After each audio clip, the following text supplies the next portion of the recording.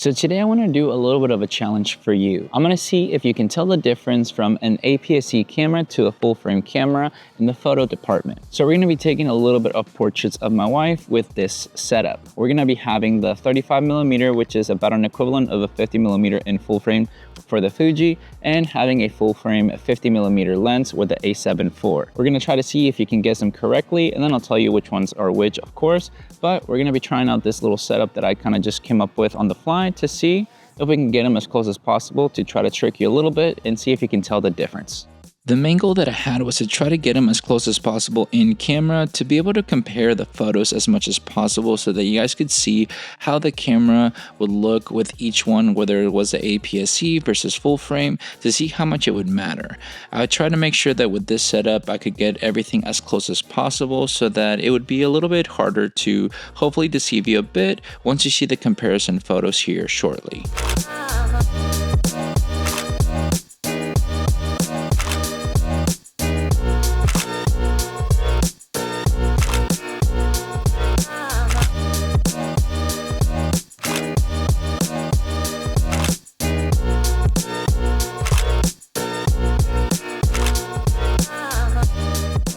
I wanted to test out the dynamic range of kind of shooting with the sun behind her and from the side, trying to make sure to see what would look better with, an APS-C versus full frame sensor, to notice if there was a major difference for you guys to notice with these photos. So we're going to put it to the test and see if you can tell the difference.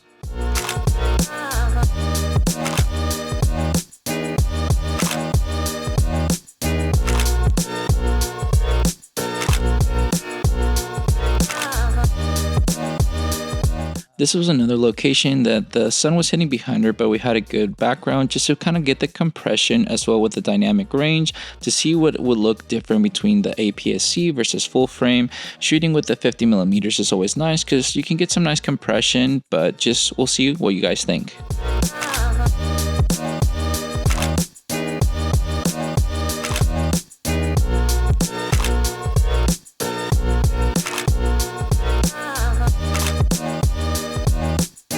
And now it's time to escape the heat because the sun was getting a little bit too harsh, so we wanted to go ahead and find this parking garage to do a little bit of kind of low light capability style since there wasn't as much natural light, but there was nice little kind of ambient lighting, and just to see what the difference would be with the APS-C versus a full frame.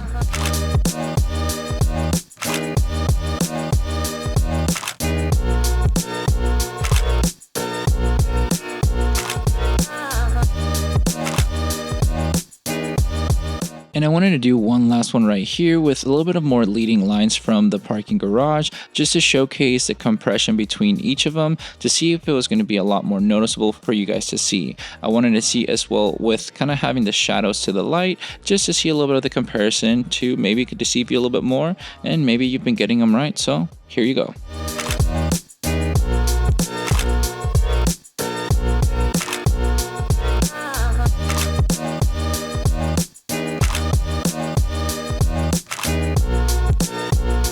And now that we're back from taking the photos and I was able to review them and everything, I've kind of spent some time with the photos to kind of give you my thoughts of basically the comparison and similarities and differences between the APS-C versus the full frame when it comes down to these two camera setups. But first I want to know if you were correct in guessing which one was which when it came down to knowing which one is APS-C versus a full frame, to see if your eye is that good compared to, I guess, most people. Because I have a kind of little theory is that most people probably won't be able to tell, especially with obviously going on social media whenever you're kind of posting them on these videos. It's hard to tell the differences because there's only a certain amount of time you can put them up on the screen before people would drive themselves crazy. But if you want to see more of the comparison of the photos, you're welcome to go to the Instagram page because I'll be posting them there. So it's just at Easy Tiger Creative on Instagram. So if you want to see them more in depth, you're welcome to go there. But anyways, talking more about the similarities and differences between shooting full frame versus APS-C, these two cameras are obviously very different. When it comes into the full frame type of lenses, when it comes onto Sony's,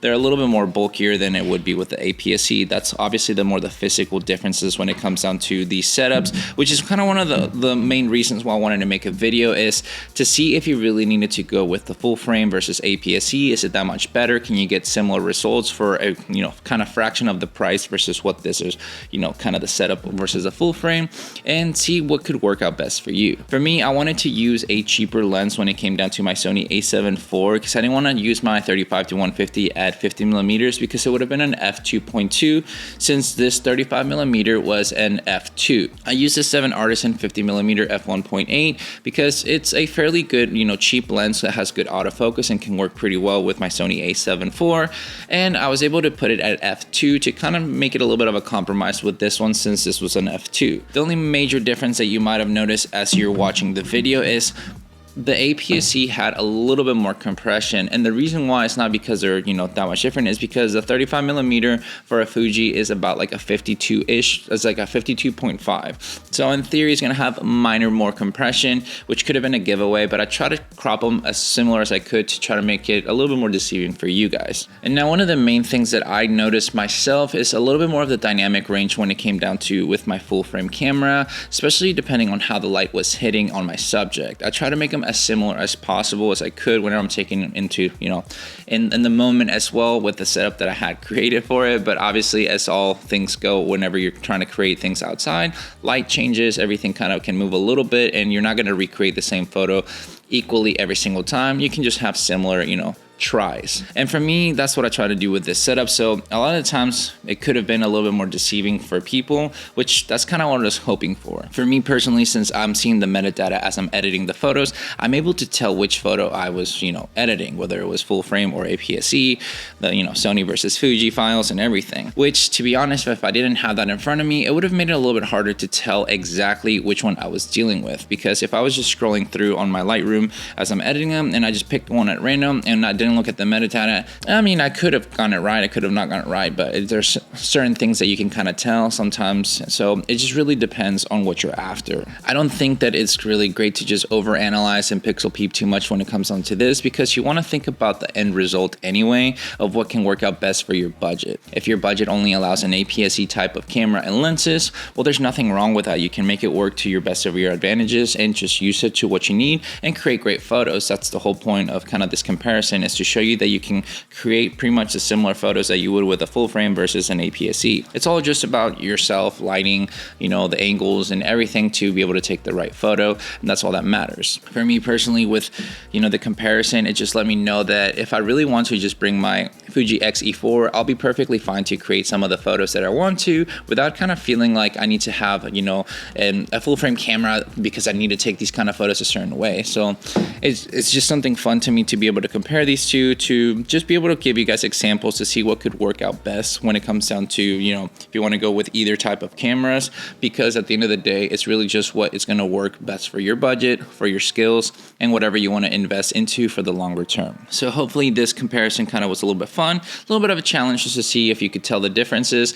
Obviously, like I said, having it in the screen for a little bit of time is not going to be as ideal, but at least it gives you an idea to see how people most of the time view things on social media as they're scrolling up or anything, that in reality, they're probably not going to know that it was a full frame or, APS-C camera. When it came down to the photos that you took, they're just going to see the end result, and you're just got to be good with what you provide at the end.